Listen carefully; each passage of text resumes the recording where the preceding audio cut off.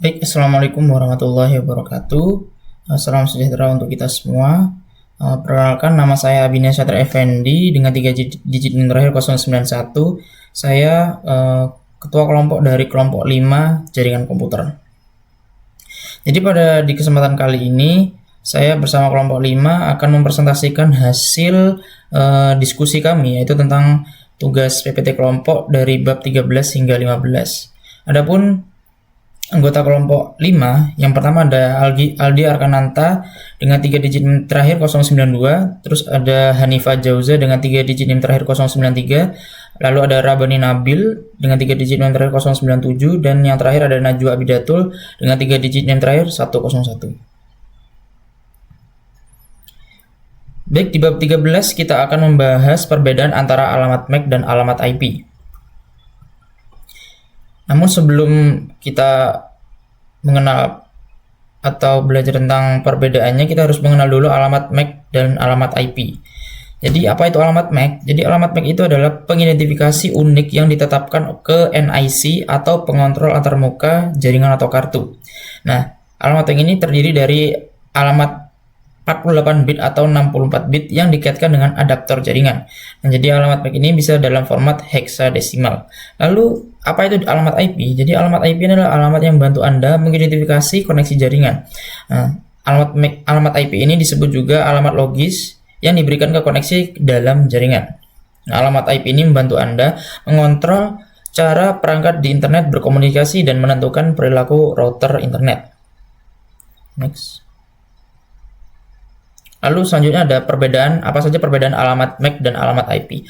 Untuk aspek filter, alamat MAC ini, pemfilteran MAC itu membantu mencegah ancaman keamanan oleh peretas, sedangkan alamat IP itu tidak memiliki filter khusus. Lalu untuk aspek informasi dikirim oleh siapa, itu alamat MAC itu informasi dikirim melalui Ethernet menggunakan alamat MAC, sedangkan alamat IP itu informasi dikirim melalui internet menggunakan alamat IP. Lalu alamat MAC ini dipisahkan oleh titik 2, sedangkan alamat IP itu dipisahkan oleh titik saja. Lalu untuk aspek tipe, alamat MAC ini berorientasi pada perangkat keras, sedangkan alamat IP itu berorientasi pada perangkat lunak. Lalu untuk aspek fitur, jadi alamat MAC ini tidak dapat menyembunyikan alamat MAC dari perangkat, sedangkan alamat IP itu dimungkinkan untuk menyembunyikan alamat IP menggunakan router atau VPN. Lalu perbedaan yang selanjutnya antara alamat MAC dan alamat IP dari aspek luasan, itu alamat MAC itu tidak fleksibel dan tidak konstan ya untuk suatu perangkat, sedangkan alamat IP itu fleksibel karena itu akan berubah setiap kali terhubung ke jaringan lain. Lalu untuk aspek identifikasi perangkat, alamat MAC itu membantu Anda mengidentifikasi perangkat di jaringan lokal, sedangkan alamat IP itu membantu Anda mengidentifikasi perangkat di jaringan global. Lalu biasanya alamat MAC itu digunakan untuk penyiaran, sedangkan alamat IP itu digunakan untuk penyiaran atau multicasting ya. Lalu untuk aspek lapisan, jadi alamat MAC ini diimplementasikan pada lapisan data link model referensi OSI atau TCP atau IP, sedangkan alamat IP itu diimplementasikan di lapisan jaringan model TCP/IP atau OSI. Lalu alamat MAC ini bisa membantu memecahkan masalah alamat IP, sedangkan IP itu tidak pernah mampu menyelesaikan masalah alamat MAC. Seperti itu. Lalu yang selanjutnya adalah manfaat-manfaat alamat MAC dan IP. Jadi mengapa kita perlu menggunakan alamat MAC? Karena yang pertama itu adalah menyediakan cara aman untuk menemukan pengirim atau penerima di jaringan. Lalu yang kedua ada alamat MAC membantu Anda mencegah akses jaringan yang tidak diinginkan. Lalu manfaat yang ketiga adalah alamat MAC adalah nomor unik, karenanya dapat digunakan untuk melacak perangkat. Lalu manfaat yang keempat, jaringan WiFi di bandara menggunakan alamat MAC perangkat tertentu untuk mengidentifikasinya. Lalu untuk selanjutnya adalah mengapa perlu alamat IP. Jadi yang pertama, alamat IP itu ditetapkan ke setiap perangkat di jaringan sehingga perangkat tersebut tidak ditempatkan di jaringan tersebut. Lalu manfaat yang kedua, alamat IP itu membantu Anda mengembangkan koneksi virtual antara tujuan dan sumber. Lalu alamat IP adalah salah satu jenis label numerik yang ditetapkan untuk setiap perangkat yang terhubung ke jaringan komputer yang menggunakan IP untuk berkomunikasi. Lalu alamat IP ini bertindak sebagai pengidentifikasi untuk mesin tertentu di jaringan tertentu. Lalu alamat IP ini juga membantu Anda menemukan format teknis skema pengalamatan dan pengemasan.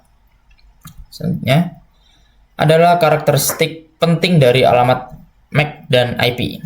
Jadi untuk karakteristik alamat MAC itu yang pertama, jaringan TC atau TCP/IP itu dapat menggunakan alamat MAC dalam komunikasinya. Lalu alamat MAC ini juga bisa membantu Anda mengidentifikasi NIC tertentu di komputer di jaringan. Lalu perangkat jaringan itu tidak dapat merutekan lalu lintas secara efisien menggunakan alamat MAC.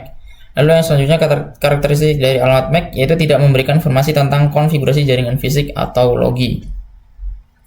Lalu adapun karakteristik IP itu yang pertama adalah alamat IP adalah label angka yang ditetapkan untuk setiap perangkat. Lalu alamat IP ini juga bisa membantu Anda mengontrol cara perangkat di internet berkomunikasi dan mengidentifikasi perilaku router internet. Lalu alamat IP ini ditetapkan oleh admin jaringan atau penyedia layanan internet atau ISP. Lalu untuk alamat IP itu panjangnya bisa 32 bit 4 byte atau 128 bit 16 byte. Lalu selanjutnya bab 14 yaitu membahas tentang kode Hamming yang akan dijelaskan oleh rekan saya. Assalamualaikum warahmatullahi wabarakatuh. Perkenalkan, nama saya Aldi Arkanantoryadi dengan digit NIM terakhir 092. Di sini saya akan melanjutkan presentasi teman saya yaitu ke bab kode Hamming. Nah, di kode Hamming itu ada deteksi dan koreksi kesalahan.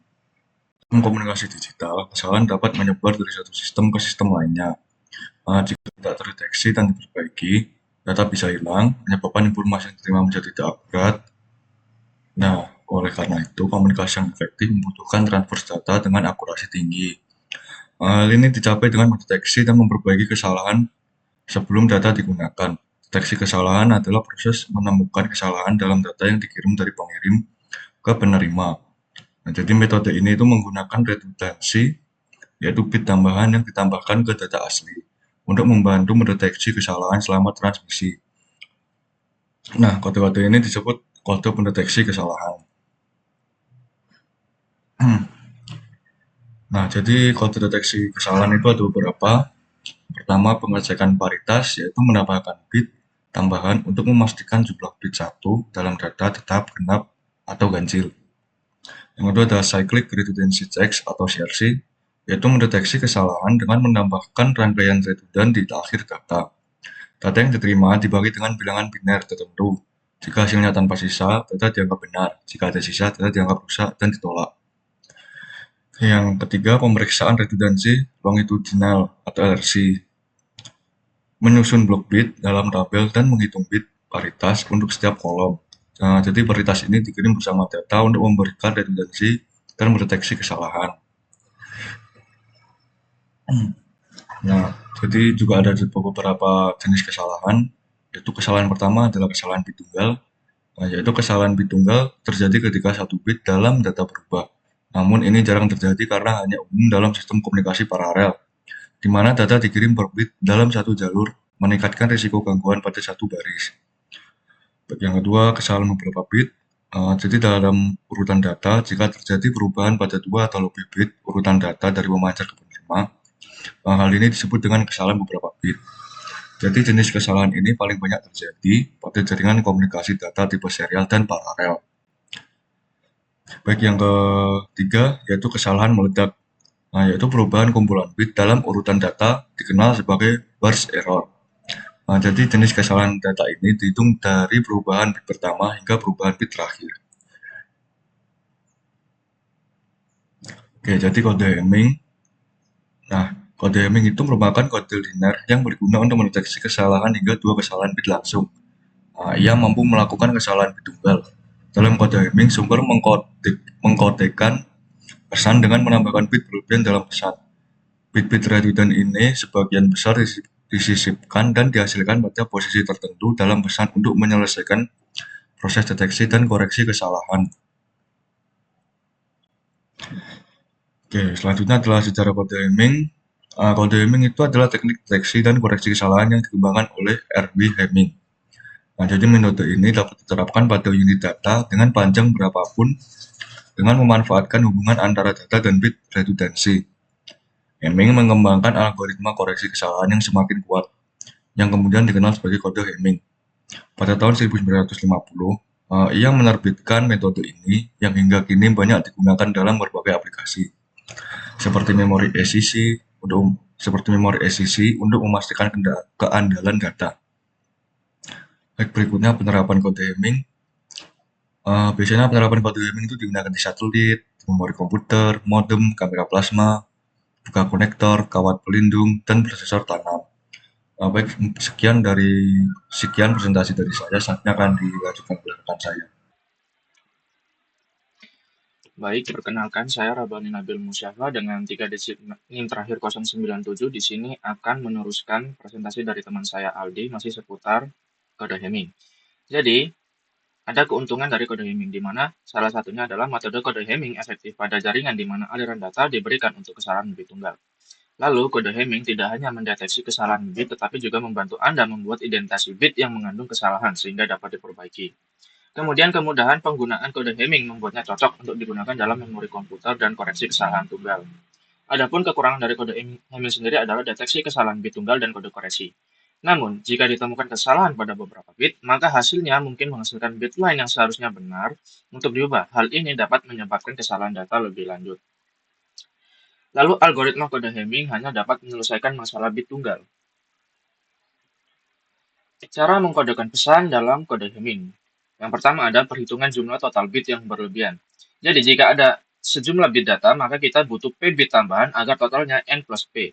Bisa menunjukkan semua kemungkinan posisi kesalahan termasuk kemungkinan tidak ada kesalahan. Bit redundant atau bit yang terulang harus cukup banyak sehingga 2P lebih besar sama dengan N plus P plus 1. Menempatkan bit-bit yang berlebihan pada posisi yang benar.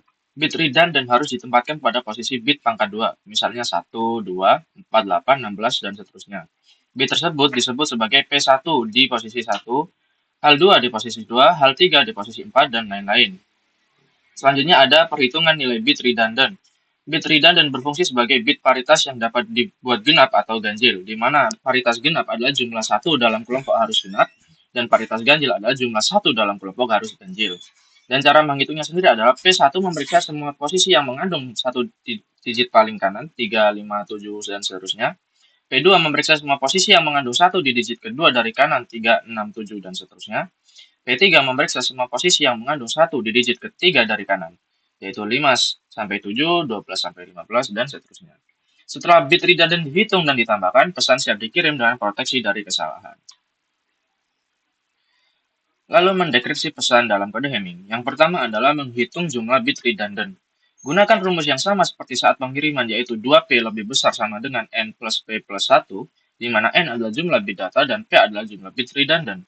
Menempatkan semua bit yang berlebihan dengan benar. Bit redundant ditempatkan di posisi pangkat 2, yaitu 1, 2, 4, 8, dan seterusnya. Pemeriksaan redundancy longitudinal atau LRC. Setiap bit paritas memeriksa kelompok bit tertentu seperti P1, misal 1, 3, 5, 7, 9, 11, dan seterusnya. Lalu di P2 ada 2, 3, 6, 7, 10, 11, dan seterusnya. Dan di P3 ada 4 sampai 7, 12 sampai 15, 20 sampai 23, dan seterusnya. Jika ada kesalahan, hasil pemeriksaan paritas akan menunjukkan posisi bit yang salah sehingga bisa diperbaiki. Kesimpulan. Jadi, data dalam komunikasi dapat mengalami 3 jenis kesalahan, yaitu bit tunggal, bit ganda, dan burst. Untuk mendeteksi kesalahan-kesalahan tersebut digunakan metode paritas, CRC, dan LRC. Kode Hamming ditemukan oleh R.W. Hamming dapat mendeteksi 2 kesalahan bit dan memperbaiki 1. Banyak digunakan dalam memori satelit, modem, dan prosesor tertanam. Kode ini efektif untuk kesalahan bit tunggal, namun terbatas pada perbaikannya. Kode Hamming juga memungkinkan enkripsi dan decoding pesan untuk menjaga keakuratan data. Jadi, sekian penjelasan dari saya akan teruskan ke teman saya. Baik, perkenalkan nama saya Nifa Jawazabsari dengan NIM 240512149093. Di sini saya akan menjelaskan materi bab 15, yaitu perbedaan domain tabrakan dan domain siaran. Domain sendiri merupakan jenis jaringan komputer tempat semua komputer pengguna, akun, printer, dan perangkat lain terdaftar dan dikelola secara terpusat. Ini adalah database pusat yang terletak di satu atau beberapa klaster kelompok pusat yang dikenal sebagai pengontrol admin. Pengontrol admin bertanggung jawab untuk mengautentikasi dan mengotorisasi akses pengguna serta mengelola kebijakan keamanan dalam jaringan. Dengan adanya domain, administrator jaringan dapat dengan mudah mengatur, memantau, dan mengamankan sumber daya dalam lingkungan kerja yang lebih luas seperti perusahaan, institusi pendidikan, atau organisasi besar lainnya. Selanjutnya yaitu pengertian domain tabrakan atau collision domain, yaitu sekumpulan perangkat dalam jaringan di mana frame-frame data yang dikirim dapat bertabrakan satu sama lain. Domain ini merupakan segmen jaringan yang dihubungkan oleh media bersama atau menggunakan repeater, tempat di mana transmisi data real time berpotensi mengalami tabrakan. Domain tabrakan umum terjadi pada jaringan nirkabel, tetapi juga mempengaruhi versi awal internet. Tabrakan terjadi ketika dua perangkat mengirimkan paket data secara bersamaan pada segmen jaringan yang sama.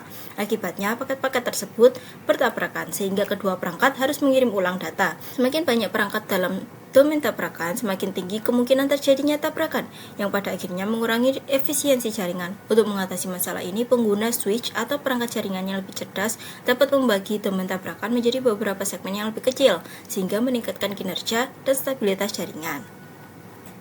Selanjutnya yaitu pengertian domain siaran atau broadcast domain, yaitu pembagian logis dalam jaringan komputer di mana semua perangkat dalam domain ini dapat berkomunikasi satu sama lain menggunakan siaran atau broadcast pada lapisan data link. Sebuah domain siaran dapat berada dalam satu segmen LAN yang sama atau menjangkau beberapa segmen LAN yang terhubung melalui perangkat switch dan bridge. Semua perangkat dalam domain ini akan menerima paket siaran yang dikirim oleh satu perangkat dalam jaringan.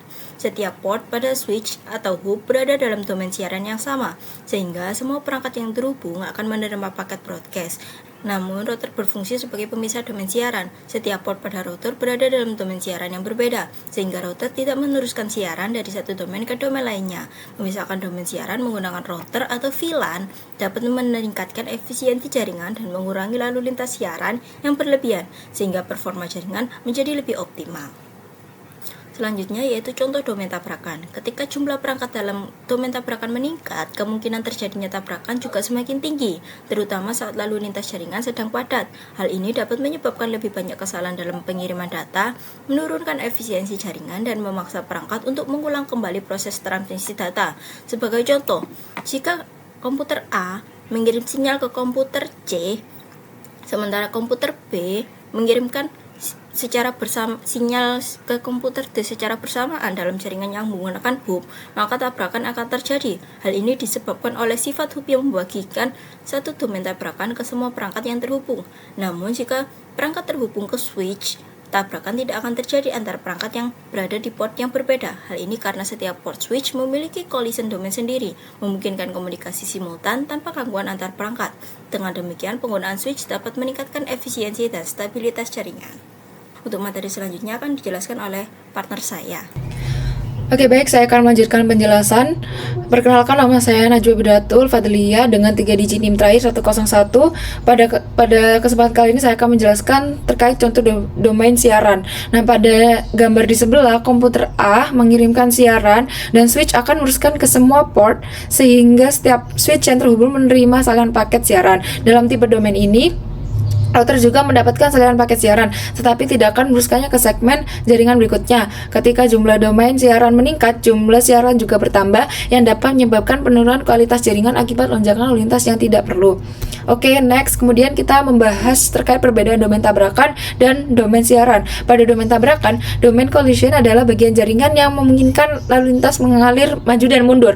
Dan pada domain tabrakan juga mengacu pada sekumpulan perangkat di mana tabrakan paket dapat terjadi. Kemudian perangkat tersebut mungkin mencakup perangkat subjaringan IP lainnya. Dan kemudian tabrakan paket terjadi ketika beberapa perangkat mengirimkan data pada suatu tautan kabel.